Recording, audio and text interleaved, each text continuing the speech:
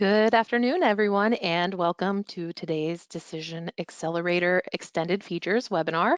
As you know, Decision Accelerator is your streamlined solution for importing, exporting, updating, and commanding data in Infor Cloud Suite Industrial through the IDEO interface using Excel. Decision Accelerator is helpful for implementation, ongoing updates, reporting purposes, and so much more, as David will cover today. Presenting today is David Willett, Product Manager at DRI. David has over 30 years of experience working with Sightline and Cloud Suite Industrial as a user, consultant, and product manager. David also has 15 years of experience with EDI automation and continues to expand on that as DRI's product manager, helping to develop new productivity tools like Decision Accelerator that enhance the abilities of Cloud Suite Industrial to benefit our customers. Without further ado, David, take it away. Thanks, Emily. I'm going to just start here, and Emily kind of covered the overview, but just to re-hit a couple key points. Decision Accelerator is designed to move data from Cloud Suite Industrial. We went into more data moving last webinar. It does not access SQL. It does it via the IDOs, the API layer, and an automation user in Cloud Suite or Sightline. It will work with any Mongoose system. Since the last presentation, we have expanded it to work with Factory Track, and it'll go in that same Mongoose layer and pull data down from different sites. It's the interface you already know. It's Excel, and we're expanding on the capabilities in Excel where you can write macros, build charts, things like that. You'll see some of that today. There's also capabilities to do scheduled output. So you can set up a report to read the new orders that came in yesterday, and that report will be there in the morning. Or you can set up a report to look at the shop floor activity, and that would be there in the morning.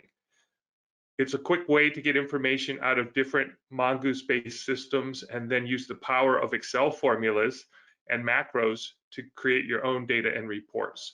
So rather than being, just like a report writer, you have the full power of Excel there. And then we've also added, we're going to spend a lot of time looking at snapshots and the ability to share snapshots. I might want to query on all my purchase orders for a particular vendor and share those just with that vendor. So those are capabilities that we've added. This is the same product. It's just been enhanced. It's the same product as the Decision Accelerator that we showed in December. So by downloading the new product, it would just run using the same key. If you had the old key that was by site, you would need to upgrade. But if you're running the current version that was at the end of last year, this is just an add-on. We didn't charge more for these features. We're just increasing the value of the product by adding them. So on the left-hand side, classic Decision Accelerator was used for implementation, moving data, and keeping Cloud Suite current. And I've just listed some of the things that we showed there. What we wanted to do with Decision Accelerator 3.1 is make it more of a repetitive use tool. So you can use background schedules. You can now create lower security users. So in the past, users needed to be super users, and we figured that was fine because they were doing data upload and download. Well, now I can create a departmental user who can just see data for their department. I already mentioned we can share with trading partners. And then, of course, we're leveraging Excel, the tool that you already know, to do graphs, do formulas, and things like that. I mentioned the super user. In the past, a user used to need to be a super user. Right here, I can set up, this is out of our cloud system. I even put the password right there. The password's SL customers, and that's the username. And because we went in and we used the Cloud Suite licensing there, you can see I did the middleware license, and this user has access to the customers and some of the IDO tables and properties in read-only mode. The other privileges are revoked. So you could do the same type of thing for an accounting user maybe a purchasing user, maybe somebody who just looked at inventory data. Setup takes a few more minutes. You go in and say what they can read, but now they no longer have to be super users, and that opens up a whole new world because you can create standard spreadsheets in Decision Accelerator and send them to other people within your organization, and you're not sending out super user passwords. Many of you may or may not be aware that you can run these concurrently. So if you have enough automation users, in this example, the top one is pulling from one cloud SaaS site and the bottom one's pulling from an on-premise site. I can run those concurrently, and I can even run different versions. So if in the future we add more features and enhancements and you're concerned about not wanting to replace your older version, you can run them both at the same time. So we've done that to give customers more flexibility. This feature was here in the last version. It's been enhanced and refined a little bit, but the basic capabilities are the same. There's an add-in tab. It's called Decision Accelerator. It's an Excel add-in. Gives you a variety of different tools, but one of the tools is to schedule a query. It'll create a Windows task scheduler, either on a service or on your local PC, and you can set it to run every 5 minutes, every day, things like that. So the ability to then have those all run and ready for you next time you come in. And then I'm going to show you where you can also publish results. So we added the ability to publish to different places too. So I'm not going to be reviewing these today other than the PowerPoint. These are showed in December. The ability to do filter select. Well, actually, we're going to be using that today a lot. But then the ability to be doing inserts, insert data into Cloud Suite, we won't be doing. But the tool supports that, of course. Updates, single or mass replace. So you could change one family code to another. You could say change all products to purchase parts. A new feature we've added is insert update. And what that does is it tries to update a record. If it's not found in Cloud Suite, then it inserts it. This gives you the ability to, of course, add something without having to do two different commands. In the past, what you would have to do is you would have to insert everything at a lower record cap and then turn around and update it. Now you can use insert up and it will do both. The other thing some of you may or may not be aware of is our normal insert routine. When it runs into the job route or job material, basically the standard operations or the standard material, we automatically call some stored procedures that create the job header, and we create a stored procedure that updates the job schedules. And that is done so that you don't have to write different method calls and things like that. In the insert update, we're not doing any of that logic. So if you do need to go in and do some other types of updates of operations, there's no secret sauce in that. These are the advanced features that we have. We have the methods. Those are were shown a little bit last time. Some of the methods that we've used for impacting the schema when running UETs and adding UETs. We call a method for updating operations. There's methods for creating notes. I will show today filter delete. Filter delete, it does that. Basically, it will go and delete everything that meets a filter criteria. And now it warns you about how many records and that there's no undo involved. So that's important to know. So that's one of the first things I'll show today because I didn't show it last time. But other than that, we're going to be looking at the reporting type capabilities. So these are the same row across the top of a spreadsheet. I just couldn't fit it here without it being in microtype. So you'll see where it says basic property set. All those are required parameters. They should look fairly familiar to you. You have the active column where the X goes to tell you if it runs or not. Then you have the name of the sheet, the tab, and then the action that you're running, the IDO that you're going to access, the site or the server URL, the configuration you're accessing. And we did do a couple things. So record cap now 0 means get everything. And the end row now reports the last row that was actually written, which is very useful because you can use it to say, hey, what was that last row, and use it in formulas. Filters now support sorting.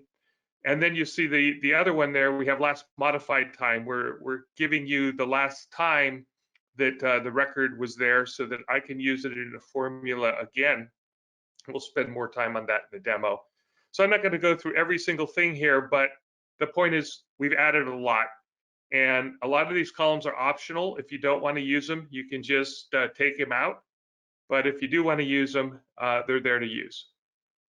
This is kind of another screenshot, just how they were laid in, and I made them a little bit smaller just so you could see the different properties that we have.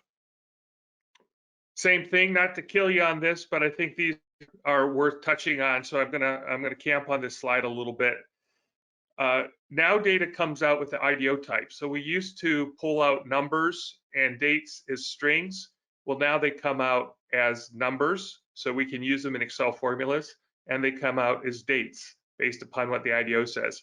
We do give you a parameter to say, nah, still give them to me as strings.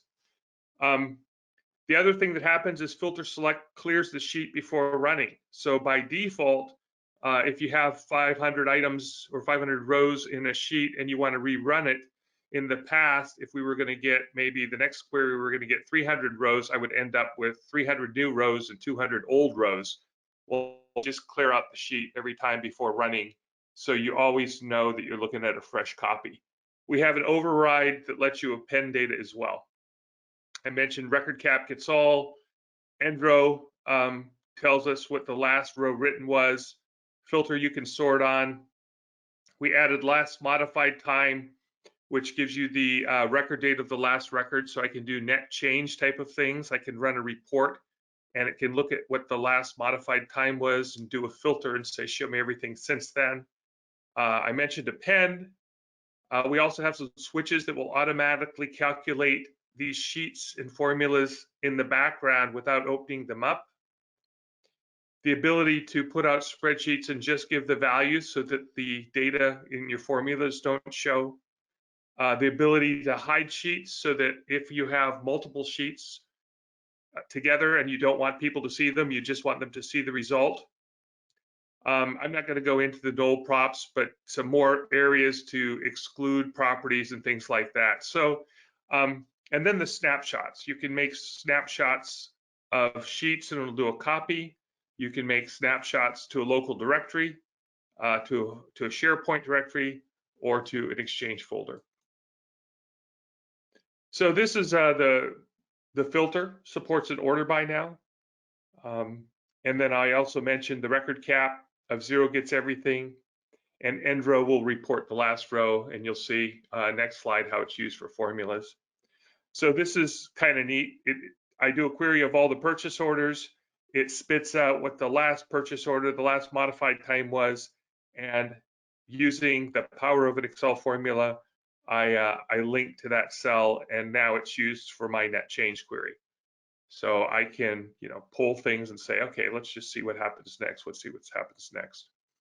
The power of using Excel formulas in the actual setup data is something we kind of started discovering from our customers using it, and something that we wanted to build on. Here's another example of using a formula.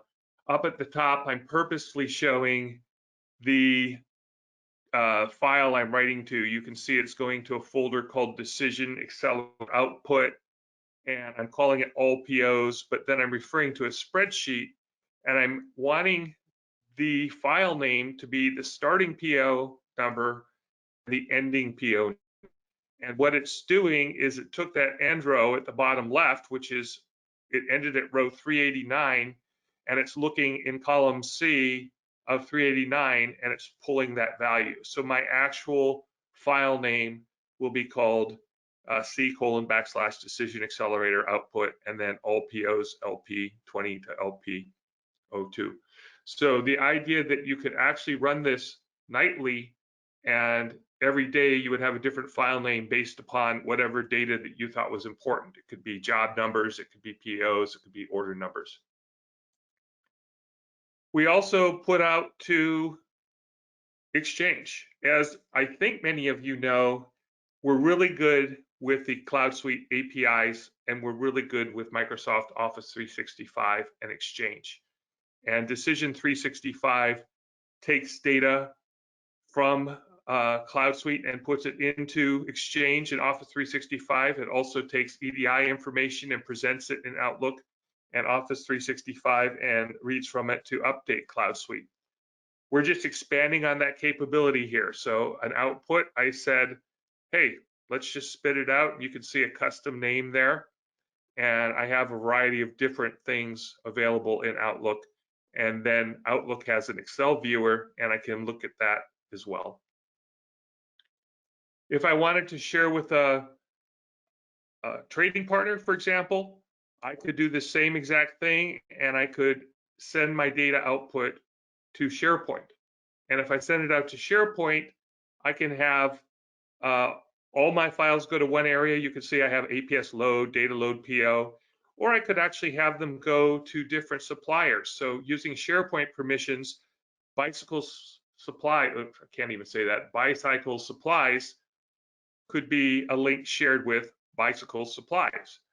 If I had Wilcox Processes, I could put Wilcox Processes things there and share that with them. So many of our customers in EDI have requirements for a formal document, which is called an EDI 846, where they put out inventory snapshots of what they have. But many of the receiving customers may not be interested in that in just formal EDI. Maybe they just want to see a snapshot of what you have in a warehouse for them, or maybe they just want to see orders on hand. So this is a lower cost way that you can do things. So what I want to do now is show you the software. So I will do that. And let me jump to my desktop. Just a little bit how this looks. I'm going to go in here, and you'll see I have some Excel charts and things that were done earlier. And what's happening is it's rendering them. I have some things here from other days, and we're going to be building on this, so I'm not going to spend a whole bunch of time. But I'm in just good old-fashioned Outlook, and we're going to come back to that, and we're going to watch this grow. So that's going to be one of my outputs. The other output I have is I have in SharePoint, I have a purchasing area where I've deleted all those other files were there, and I should have Wilcox Processing is also empty. So I'll be putting some files into here. And then I have my file folder output as well. So just like normal, DecisionExcelerator is a simple one-click program.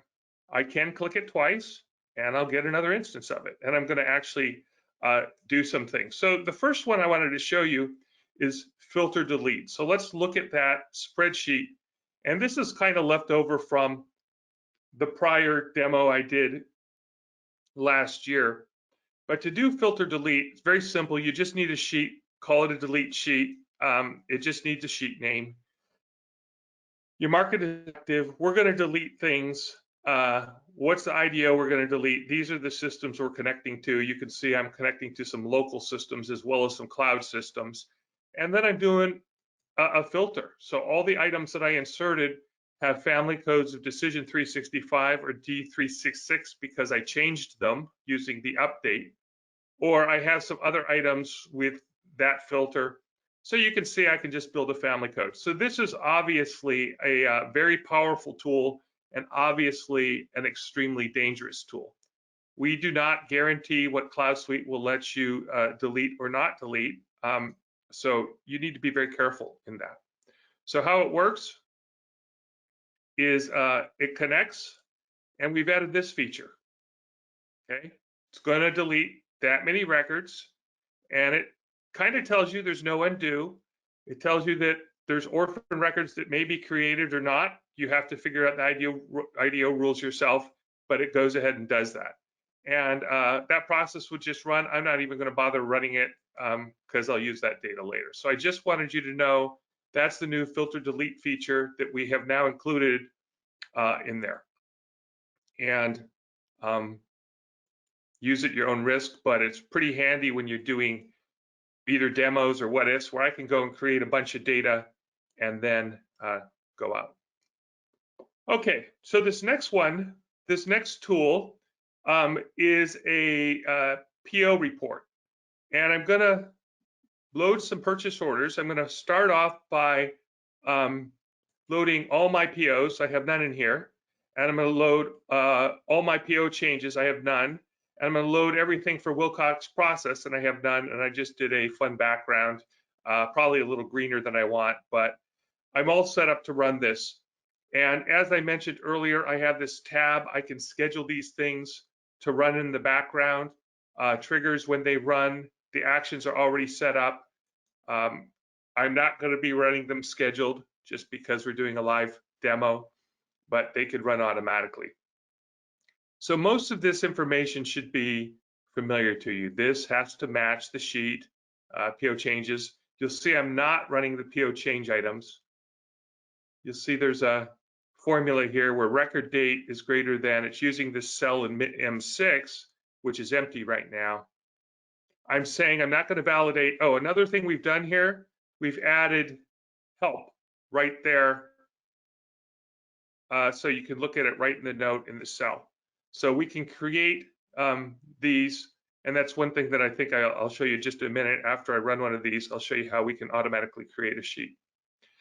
So as we go through here, what Snapshot Sheet will do is create another tab, a copy. What this will do is it's just going to write to a local file system, and it's actually using the data that's recovered to get that. So it's going to write out there to the file system. And then we're also writing to Sharepoint, and we have some Sharepoint permissions, but I'm logging into that Sharepoint site. And then I'm also logging into an Exchange. I'm writing to an Exchange public folder in this case. We will also write to Exchange shared inboxes. So to run that, let's couple things we get. We get the logs just like we always do. So I'm going to run number 2. I just have these in order. PO vendor. And we'll see it's connecting to our site.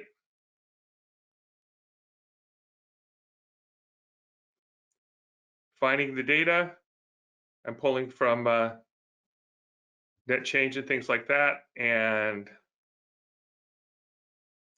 okay, you'll see there's my snapshots. So my snapshots have been published here. If I open up the output, the snapshot doesn't have the config info. So it's perfect for sharing because it has only the information you want to be shown. And it's also subject to, you could make this formula based too. So you could pull data out of Cloud Suite, and in turn, you could use Cloud Suite calculations to provide the data. The other thing that it did is it put it out up here into the same data is now showing up in Outlook or Exchange. So a lot of output options. And my all POs, it's looking at the first PO and the last PO. And let's see if I did that wrong.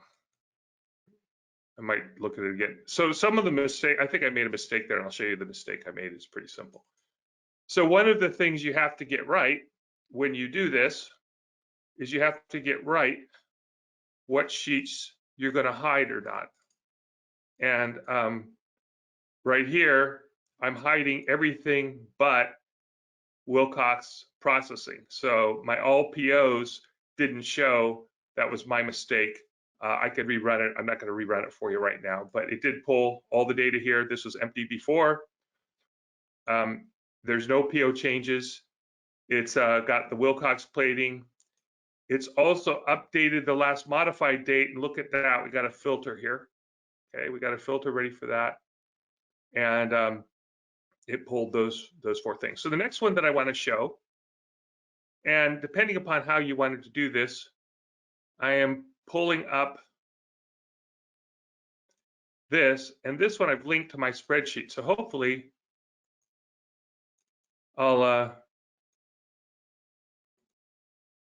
Okay, well, that didn't work. Okay, I'm going to punt on that one because the link's not working, and I'm going to go right back to my other one, and I'm going to just change it. So in this time, I'm just going to turn this off. I'm going to turn this off. I'm going to turn this on, and I'm only going to look for records that have changed since my last poll.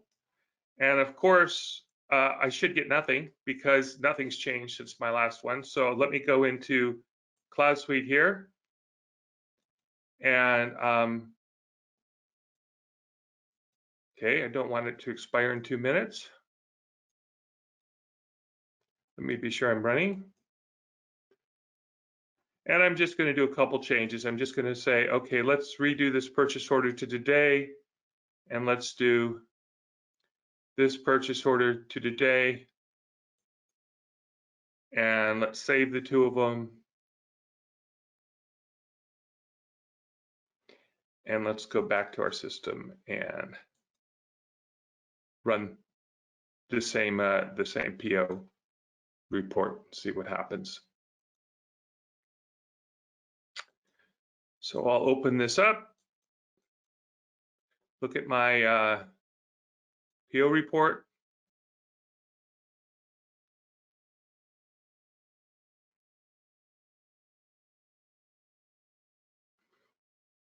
And if I open it up here, there are the two that I changed. So it found them based upon that. And of course, I have a new, it updates what the end row is here. I didn't show you that last time. And I can do other references, so it would pull itself and things like that. So that's how we can pull data from obviously a variety of sources. I do need to get my link down. I think what I did here is I linked to a prior file that I copied back and forth. So I'm going to give you two more examples. One of our customers who's on this has, and I'm not going to run this. I'm just going to show it to you. Is they are pulling from Factory Track, I'm sorry, and that's a Factory Track link, and they're pulling from Cloud Suite, and then they have lots of other data that they've already pulled, like Bill 2, work centers, and things that they all use to cross-reference. So what their goal is, and you can see there's some fancy filters over here, but they want to find employees who are working on things and match them up to jobs and shop floor things that are going on. So what was done is a central master sheet was created, and you can see it just links to other areas. And so when they're looking at it, they have big macros in here, and I didn't write this. So we have, we have some customers who are very talented, and this was written determining what to do with the job. But they can run this on a daily basis, and it gets its information. This is a VLOOKUP, right? It looks up the bill to find out what the customer name is. So again, I took the passwords and things out of this. This won't run right now. It goes against their actual production system. But just one of the capabilities of building a powerful Excel report. Okay, so now I'm going to run two more that I consider, or really three more, I consider a lot of fun to look at. I'm going to just delete these. What the heck, I'll leave them there. And let's look at what they're going to do. So I'm going to run two at a time. And the first one I'm going to show you is this one, which is pulling a chart from Sas Los Angeles. So I've set up three of them, and this one just focuses on pulling APS data from the Sas LA site, and it writes it out to Sas LA. Then I have two others that pull other data, and behind the scenes here, we have, and I'm not going to go into them all, but we've got other spreadsheets that have summary job data and things like that that are being used to create some Excel charts. So rather than show you the Excel charts now, well, I'll show you one. I mean, we're going to populate this. So I'm going to run both at the same time. Since SAS is going to run a little slower, I'm going to start 5.1 SAS LA. Then I'll start 5.2 Dallas. And you'll see, and again, this isn't going to work unless I have accounts and user accounts that would support concurrency. But I'm pulling down a lot of records, and now it's going to process the snapshots. And as soon as it's ready to open, I'm going to do the chart for LA.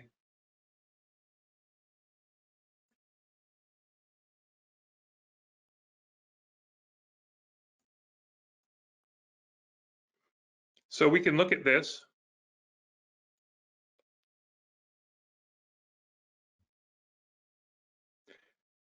This isn't very exciting. This is there's not much going on in the Dallas load. So you can see it went out to the work centers and it's pulling the standard, the plan, and the forecast and looking at the work center load for all these particular work centers at the Dallas site. And if I go look at, while I'm at it, I'm gonna just go run the LA site too, so we can look at all three. And now I'm gonna look at the SAS LA site. And SAS is just running, it's an Infor hosted Cloud Suite multi-tenant cloud client. So that's what I was going after. And we've got something prettier here, right? There's more load, there's more going on in that particular system, but it's the same setup, and I'm just looking at the results. So I'm publishing just the data that I care about, not all the extra fluff and supporting data. And then here's my P3 LA. So this is the LA site. And of course I could have done this on, any number of sites I wanted to.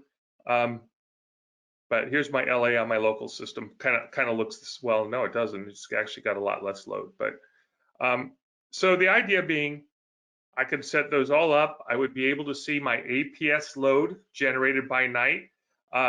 One of our consultants, Sheila, did this. She wrote this. And the neat thing about it is it shows you stack load and things in a way that maybe a standard report in Cloud Suite might not. So if I go back to my email, what do I get? So in my email, you can see I have that set up here, and you're gonna get tired of looking at the same report. I'm just showing you we can do snapshots in the same place. So I could keep a history right here, and I could of course put it to other folders, but I could keep a history of my APS load. I could keep a history of my communication with Wilcox processes. I could keep any kind of history that I want. I could put in its own folder, and it would be there. And then finally, I want to show you if we have that Wilcox processes. Let's see. Look at that. So we gave them a report in SharePoint, and again, they can open it in SharePoint. It does run online. So this is the, Microsoft Office line, and this is what they see. They don't get the green background, but they do get a nicely formatted report. And then at the purchase order level, oops, it went too far. If I go to the purchase order levels, I was throwing out different things here too. So overall, that's just the capabilities that we've added to provide net change capabilities, to provide output capabilities, snapshots of data, combination with all the data load tools that were there before. Thank you, David. Thank you to all of our attendees for attending today. That concludes today's webinar. Stay safe, stay healthy, and we'll see you all at our next webinar. Thank you.